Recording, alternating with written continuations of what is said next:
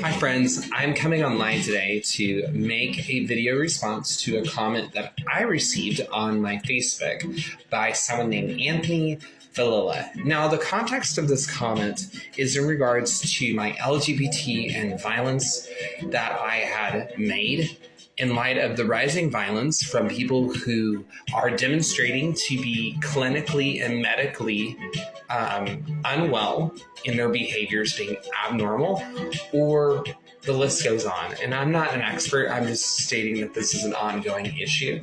They make the following comment. Cool, so to justify your violence against Christians, you look towards the past. In the future, if Christians start killing transgenders and other LGBTQ people, then you can look towards the time we're living in now, which then would be the past. Good to know it's justified if that ever happens. So I just really want to be clear on my platforms.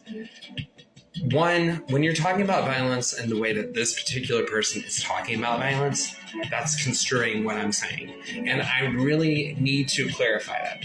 Also, as someone who has a background in church ministry studies, and I've been a part of Christianity and theology, and I've done my coursework, I would beg to question if people are going out of their way as Christians to kill LGBTQ people and transgender, then I would really question on whether they were even saved to begin with. That being said, I'm not justifying violence against people, nor am I justifying the right of trans people to, when somebody disagrees with them, immediately start calling them a bigot, push them down, and batter and maim and all these other things, which there are events of that going on.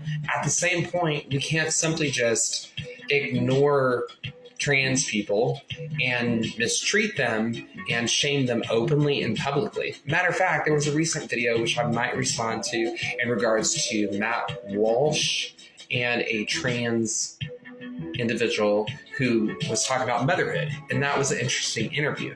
And I believe that when we have conversations like that, we can agree to disagree in certain areas and also learn a lot about why people feel the way that they do and still have the ability to respect one another. That's a huge part of why I make the videos I do, and I think that really has to be very clear. I don't think that the killing of Christians equates the time we live now. I think that has always been a predominant feature of Christianity, and martyrdom is a quality that people simply just don't often remember. But